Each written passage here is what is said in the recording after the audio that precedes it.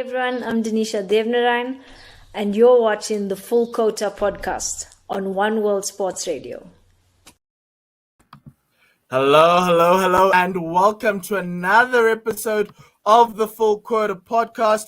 We did mention to you we've got a special guest coming on this week. We did our recap of match week 4 of the 4-day series. A lot of runs were scored, and so we're bringing on a Centurion who scored in match week 4, which is pretty awesome. Just news coming out of CSA. The Division 2 games have been postponed. Largely because they're not happening in a bubble. There were a few cases, so there's no cricket on the go outside of SAA versus India A, which our team members Teppo Dave, and I keep on forgetting the Cape Fox. James are currently doing commentary on the SuperSport channel, so please do go check them out. They're really doing a great job. It's really awesome to see the One World Sports Radio family being involved a little bit more further in South African cricket. That game's it's on an knife edge there, Tim. 156 for 5. South Africa are only leading by 137 runs. So anybody can win tomorrow. So it's going to be a great day of cricket. Yeah, much better than the first game. Something for bat and ball. Certainly been an interesting watch so far, and very much a challenge for the A side, which is what we wanted, actually. That's the whole point of the series. We want to be challenged. Yes. So, Tim, our guest today, you've managed to get a very good guest today. He's a captain of the Titans. He scored 111 on their, I call it the Titans Western Cape Tour, the Winelands Tour, because they started in Cape Town and they ended up in Paarl, and he scored 111 there. It was really good to see, really good to have him on. So we've got Neil Brunt joining us to have a conversation with us.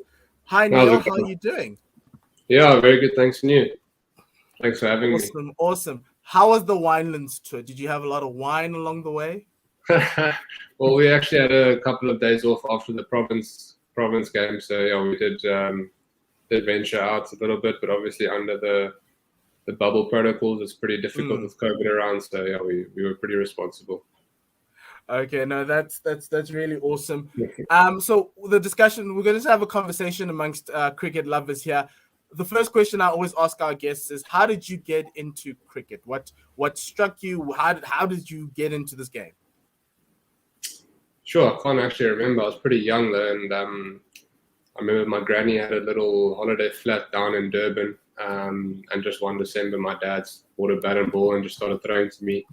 And then we just went from there. Played a lot of golf, tennis, and rugby as a youngster as well. So it was never just cricket, but yeah, always loved cricket the most.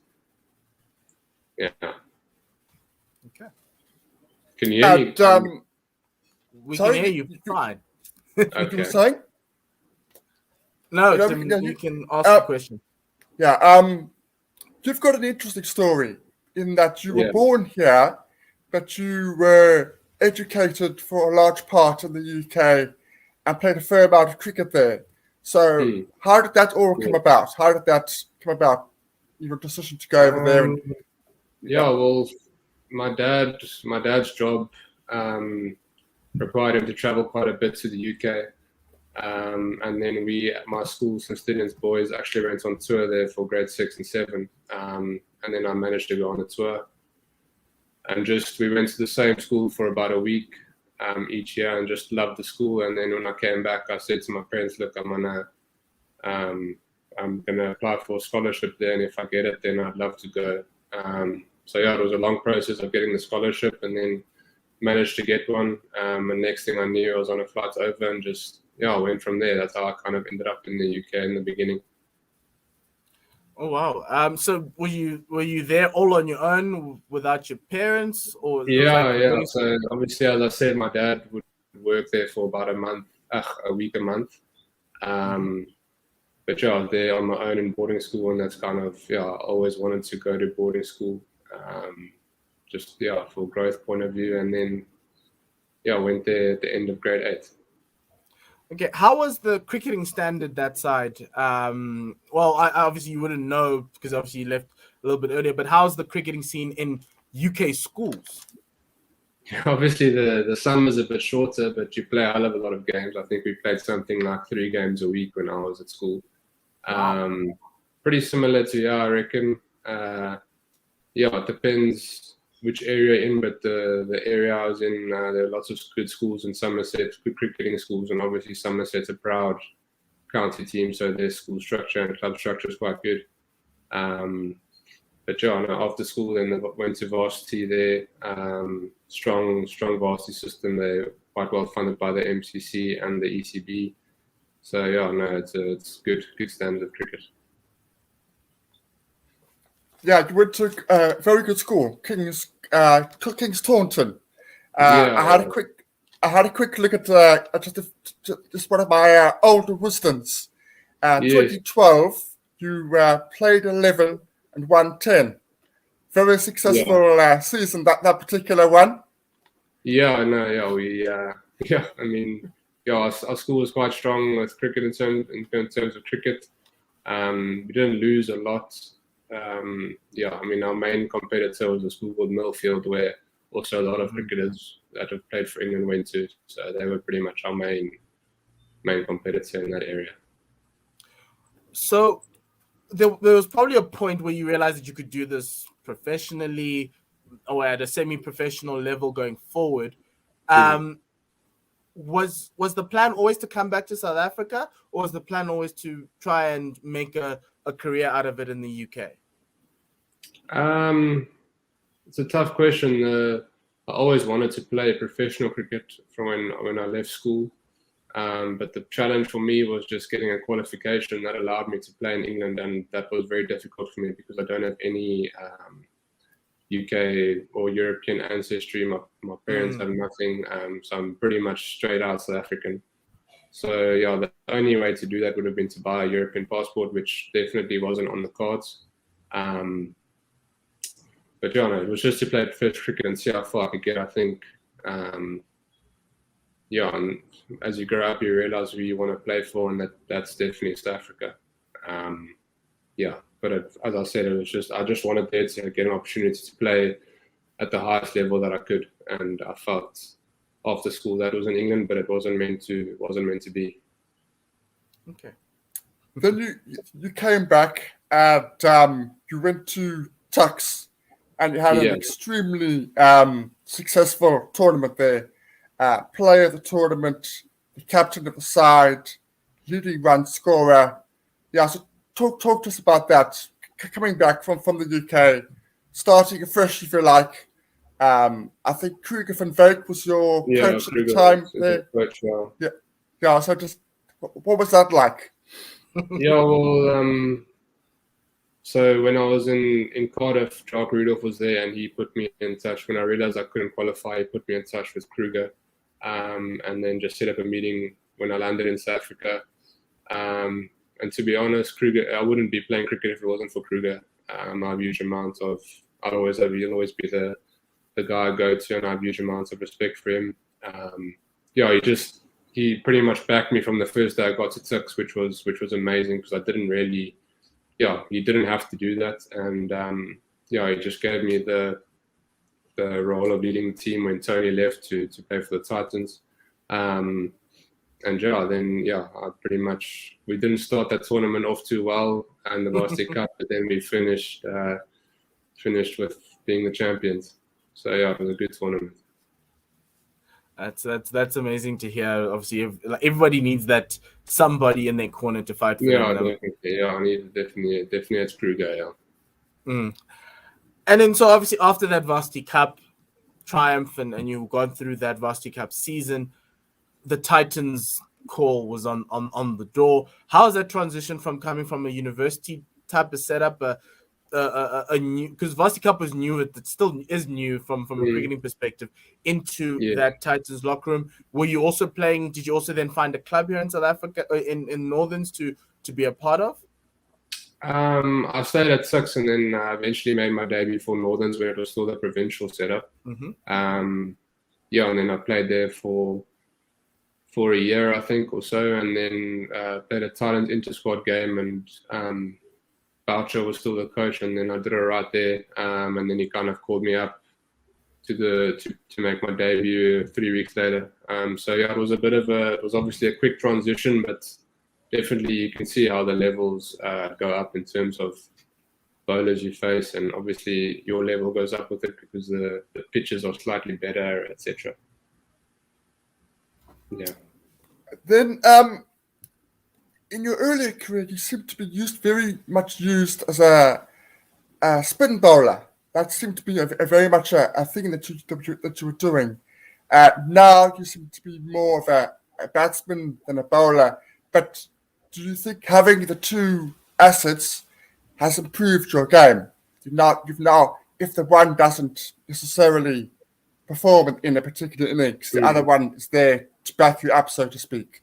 Yeah. So yeah, look, I think how was that? Yeah. Yeah, obviously I'm quite a tall person, so it would be stupid if I didn't do some sort of bowling. But yeah, no, it's definitely, especially in South Africa, you need to be able to adapt to playing in different positions within a team. So yeah, spin bowling is not something I enjoy practicing. It's something I know I have to practice.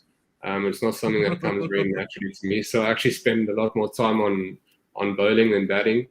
May not look like that, but no, it's definitely something that I'm trying to work very hard on and trying to maintain my bowling. And yeah, but yeah, batting is definitely my first love.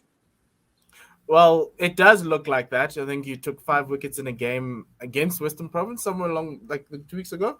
So it's being noticeable because obviously South Africa has this fascination with all-rounders who can bat in the top order and everything else. Yeah. And having someone with a spin thing has truly helped the Titans this, especially because it seems like the wickets, and this is my question to you, are the wickets this season a little bit slower than usual?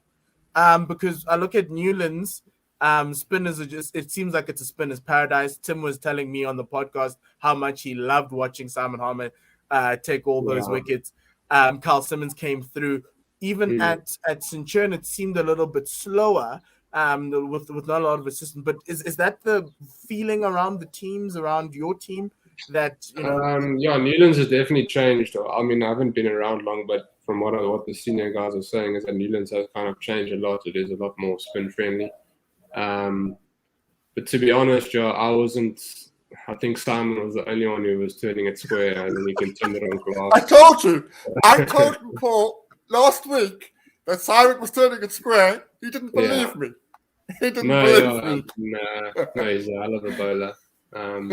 But yeah, no, Centurion, I think that's kind of why my job is very different at Centurion. It's kind of just to hold up an end because it's not really a spinning friendly wicket. So it was nice to get onto a wicket that assisted me a little bit. That's good. Going into the season, what were your goals at the start of the season? I would assume, was captaincy part of the picture for you? Was that something that you were aspiring to as you were the captain of Tuks? What were your goals going into the season?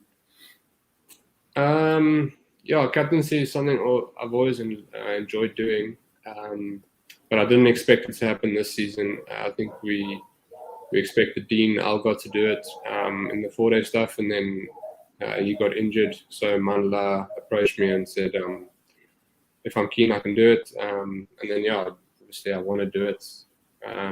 But yeah, definitely it wasn't a goal this season. It's always been my long-term goal to captain the Titans. But yeah, in terms of a personal point of view, it's just to cement my place in the team and just to win games for the Titans. I think, we've had a tough few seasons and we really want to get back to winning ways. Hopefully we're on the right path now. We can build on these last 3 games we've had. We were unlucky against the Warriors in the first game. Credits to them, but yeah, definitely hopefully we can build on this good start we've had to the season. And so that was a very exciting finish for all of those who weren't Titans affiliated. It was heartbreaking for you guys, I must admit. Yeah. So how is it? Because obviously it's very rare for somebody to be captaining a franchise and then have a national team captain in the squad. How's your relationship with Dean? How is it? If you want to go left, does Dean go no, Neil, at least a little bit more right, or how does that work out? No, Dean was very chilled. Yeah, I mean, I know him on a.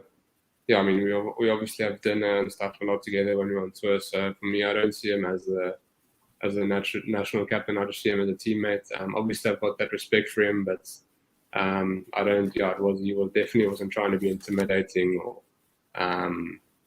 But yeah, it still remains. It's still a cool thing to do, knowing that the national captain is playing and you're captaining the team. So I learned a lot from him, and he obviously gave me a lot of advice in between the sessions and stuff. But when we were on the field, he kind of just he let me do my own thing, which was pretty cool, and it's something that I'll definitely do when someone else is captain. Awesome. Now, we like Dean Argo a lot, Chad. He's a very calm individual. Yeah. Talk to us about the influence of Chris Morris and Simon Harmon in particular. What sort of influence have they had on the team? That they've been overseas, they've done the stuff overseas, that they've now come back because of the Colpack ruling. So what's their influence of the team been like? No, I think it's just it's crazy to see actually how much they still want to win.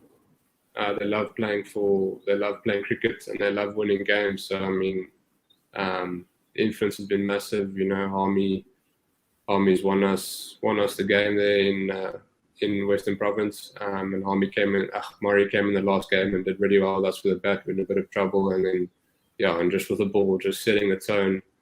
But it's more just like what they do with the youngsters, the young bowlers coming through, and just they just make you realize that look, they're still human beings. They're not bigger than the game, and anyone who believes they're good enough can do it. Well, that's true. Those guys are truly important. I think even with this new domestic setup and everything moving from the franchise system across all the teams, actually, a lot of those guys who are former Colpacks have been helping a lot of those teams. From my perspective, obviously, you've played T20. You played the T20 competition earlier this year. There's obviously the other formats that you also play for the Titans. Which is your favorite format, and what position in each format would you prefer batting in? I think every format probably top three. But at the moment, I'm most comfortable with 4-day cricket. I'm still finding my feet in the white ball stuff. It didn't go as planned in the T20s, but hopefully in the next comp it will go a bit better.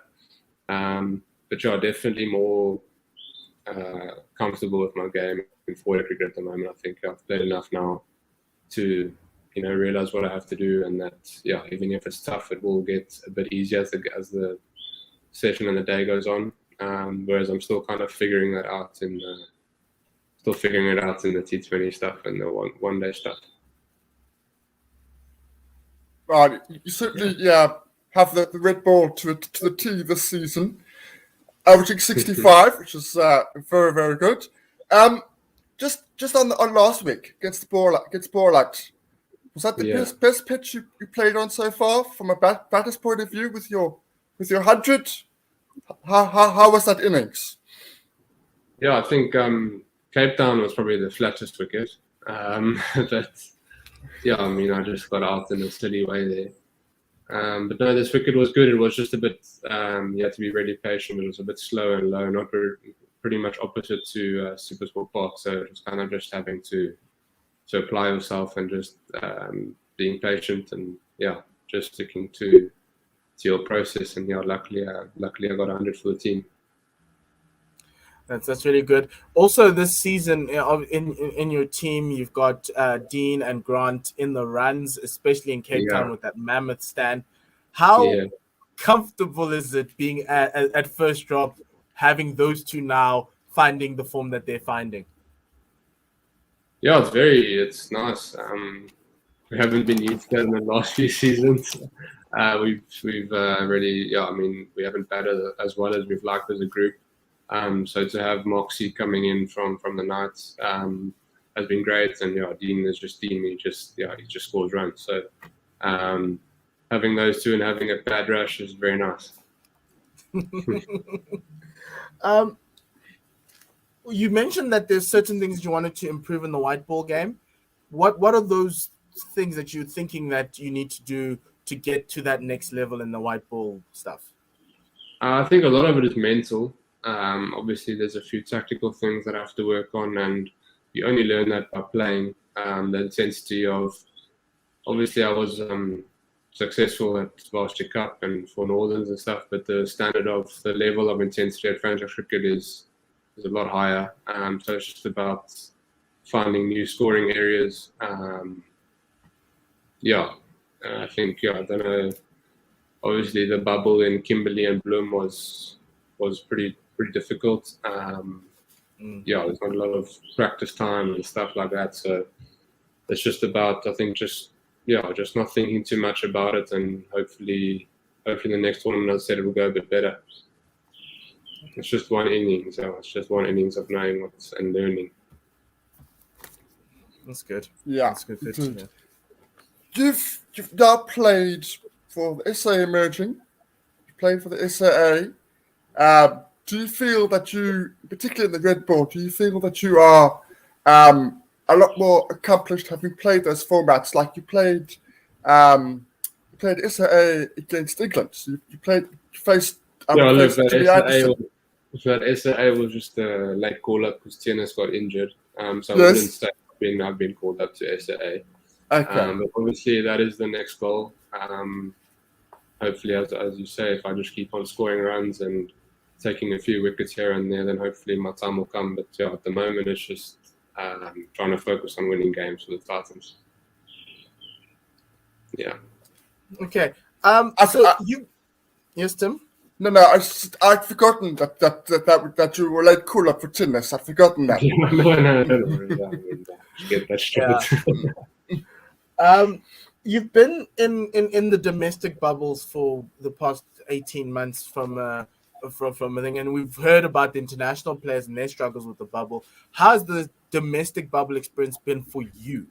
Because obviously the IC had all those codes and all those rules and everything, and obviously at an international level, yes, guys really did struggle. But how did you find going from bubble to bubble, especially mid last year and early this year?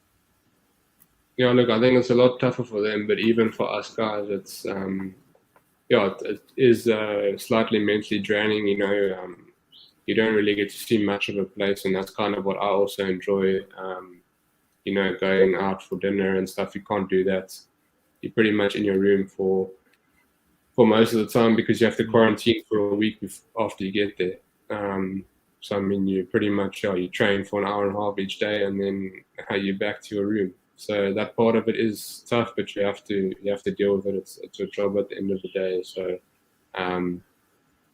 but I'm sure for a lot of guys it is tough, and you can for the people that don't understand why, it can be difficult on some individuals. Yeah, the mental side of it is extremely important.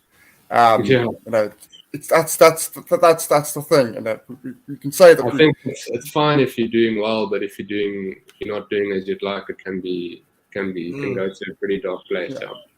and as you say, it's from room to room. You're not given the freedom to do things. We can only imagine what that is like.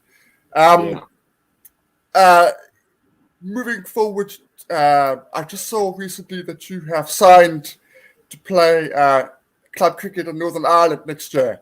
Is that just for the winter? Yeah, I just felt with COVID, we're playing so little cricket here that it'd be nice to just go and get some more time in the middle. And one of my good friends who I was at university with is in Ireland, so he kind of set the whole thing up for me. Just keen to go. I've never been to Ireland. I've been obviously to the UK, but never been to Ireland. So I'm really excited to see what it's got to offer. I've heard it rains a lot. So yeah, but no, I'm excited to get there. Yeah, spent a week there. Was not happy, but yeah, my friends Okay, live there now, so I just asked them why did they choose this. I yeah. prefer the sun, but I know Rassi Yeah, played in. I know Rassi played in Belfast, so you're gonna probably yeah, enjoy it's it close. there. I've heard it's quite close. Yeah, so Mm. Yeah, yeah, so that's another experience, and I think that's the thing. What I like about your story is that you, at a young age, you're willing to take on different experiences in a different country, and be able to take that risk, and that's how cricketers grow. And even yeah, coming it puts back you to out of your Africa, comfort zone for sure. yes, and this captaincy thing is fascinating to me because it kind of feels like obviously you've captained other sides before. How do you, obviously the Titans have had the tough loss against the Warriors, but there's two draws that you had and then one win at Western Province, which was insane in itself. How are you finding getting the team to now start to, because it feels like you're now moving on to the right track. You've had that loss. How are you finding it so far? And then also what are the plans for the team going forward? Because there are only 3 games left, and it feels like if you draw games, you might find yourself at the end of a week at the bottom of the table, as we saw, I think, with the Knights and the Yeah. Dolphins as well. Yeah, look, hopefully next year we play a few more games with when the relegation stuff kicks in. But yeah, the Lions they've won every game, so they're pretty much running away with it at the moment. If we beat the Warriors, we could have maybe still been able to catch them, but now it's going to be a bit difficult with only 3 games left. And who knows what's going to happen with this next game in December with COVID around. But no, I think the team has been in a good space for a while. It's not just because I'm become captain. I think we just desperate to win, and yeah, we know what it's. I mean, the Titans have won a lot of trophies in the past, and yeah, we're just desperate to start winning again, and we really are working hard week in, week out with our training. So yeah, it's just to stay hungry and know that if we keep on doing the right things, we will win those 1% that make you win a game. But yeah, it's pretty much just that, and keeping everyone. You can't keep everyone happy, but just keeping. I mean, yeah, just staying level and keeping everyone as happy as you can, pretty much in a good frame of mind. Okay. Yeah, I think I noticed that when I watched you guys play that game at Newlands. Now, as you say, it was a very, very flat wicket, and there were periods in that game where I certainly thought that this is going to be a draw. This is just, yeah, there wasn't enough there. But it wasn't just Simon; it was the whole unit. I could hear your voices, encouragement each other. Yeah. There wasn't silence. Heads didn't drop. It was No. an intensity which kept going. Yeah, I mean, as I said, we're just desperate to start winning again. Yeah, it's pretty much just that. There's so much desire within the group, and everyone's got expectations of winning games and hopefully winning trophies. Pretty much, yeah. So we're very hungry as a team. Well, I think this season has a final. So if you get to number 2, but you currently are 3rd, you can then try and find a way to get rid of the Lions, which would hurt me, but that's okay right now. I'm not sure there is a final. I might be wrong, but I've heard that there might not be in the 4-day final this year. Okay. Only last year, which is a shame. Because that's another opportunity. Yeah. From your personal perspective, obviously you started the season well. What are you looking? Is there a run target that you're aiming for, or is it just trying to it doesn't matter? I just want however they come, however many runs I can get. Yeah, I think it is that. I think it's just taking it one innings at a time. Yeah, you never know what's going to happen. So just score as many runs as I can and do whatever's best for the team. Whether that means trying to crack on or just trying to sit that out and save a day, whatever's required, I'll try and do that. I'm not really fussed about the other stuff.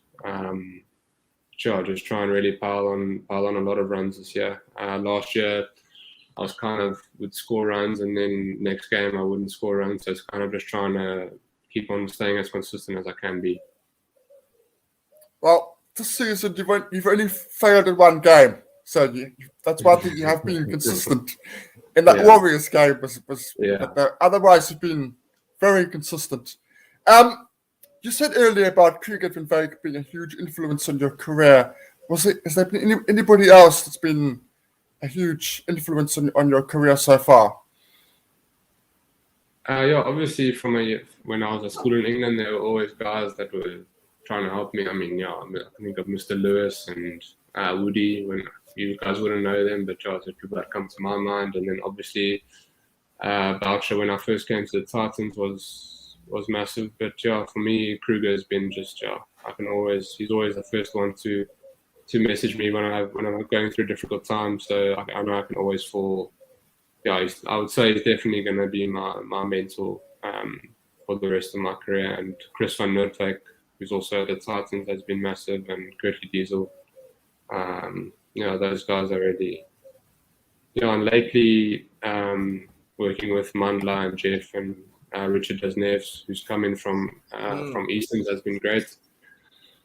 So but in terms of from a personal mentorship point of view, it's definitely Kruger. That must be fun having Mandla, Jeff, and Richard Desneves in one. In one. A lot of football chat going on.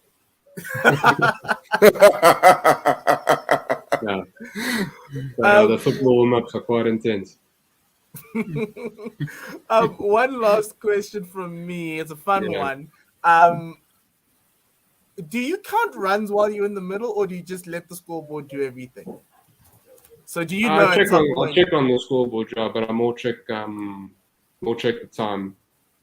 Of sessions and how much time there's still left to go before lunch, before tea, before drink, etc. But no, I mean it's there, so you look. When you were coming up in club cricket, did you have it in your mind, or did you no. scorer's position? No, I didn't count like 1, 2, 3, 5, or whatever. No. But no, on the scoreboard you just check out. Okay. Neil, thank you very much for joining us. Really enjoyed this chat. Really wish you all the best going forward with the Titans. Hope the season gets better. It looks like it's going in the right direction. I hope it keeps on going. I wish your captaincy journey a lot of luck. I hope you can get as many trophies as you can as a captain. And also from a Proteas perspective, knock on that door, barge it down with the runs that you're scoring, and then hopefully we'll have a conversation later while you're there on the other end. But thank you very much for joining us, and all the best. Thanks, guys. Thanks for having me. Have a good one. Sure. Cheers, Neil. Thanks. Right. Tim, how was that? That was fun. That was good. That was good. Yeah. Yes. So just to close out, obviously we've got that 4-day game going on. Well, it is a 4-day game. It's the SAA versus India A game going on. We'll probably be back next week reviewing that, previewing the India series. Am I right? Yes. So we will just keep you updated in terms of how everything's going to go, because obviously everything's now up in the air with this new COVID variant. People call it Omicron or Omicron, whatever you want to call it. It's causing a lot of questions. Everything's up in the air. In the next couple of days, we might even do an emergency pod if things go a little bit awry, i.e. they start cancelling or decreasing a lot of things. But outside of that, Tim, thank you very much for organizing that. Thank you to Neil for organizing that. Do you have any final words, Tim, before we sign off? No, I think you covered everything. We may or may not do a preview next week. That depends on whether the series is going ahead. And as you say, everything's in the air. We do plan to do a series preview, and obviously, we'll keep you up to date with when we're back live. Yeah. If the series doesn't go ahead, it means that the CSA should call Zimbabwe and let's have a very quick test series, and let's unleash the one on our poor Zimbabwean brothers up there up north. We were discussing this before. Marco Jansen, great 4-day game so far for SAA. What do you do? Do you put him in that squad? He was in the squad before. He went to the Caribbean, didn't play. He was a net bowler. Do you want to elevate him in the squad? Is he a 4th seamer? Is he a 5th seamer for the Proteas? Well, the problem here is you could end up with having 3 fast bowlers in the squad, which I think is unnecessary. You could have Sapabla, Olafia, Janssen. So one of them's going to miss out. I would say to Janssen, fantastic game, keep it up. Go back to domestic side and keep going. You're in the picture. Very, very happy with the way things are going. But no, I probably wouldn't be picking him for the squad of India at the moment. He's still very young. Still learning a lot. Time is very much on his side. Let's put it that way. Very much. Look, he will be Proteas. He'll be a top seamer for the Proteas going forward, maybe even in the next window of that ICC Test Championship. But yeah, I'm excited. I really love the way he bowled. His Hamuna Vihari dismissals have been a pleasure to watch. To watch. And Sletemba, by the way, if you can catch them like that, dude, you can be my wicketkeeper any day. Any day of the week. But thank you very much, Tim. Thank you to everyone. Thank you to Neil for coming through. And remember, please do like and subscribe to our channel. We've got the competition running, so please, you know what to do with the competition. Just retweet and do all the things that are required. You could win yourself a 1999 Manchester United jersey. Doesn't look good on me or Tim, but it could look good on your friend. So, and I think it's printed number 7, David Beckham on the back. So if you want that, please do that. Outside of that, Tim, thank you very much. Have a lovely day. To all our viewers, thank you and goodbye, good night, and lesale kakahiso.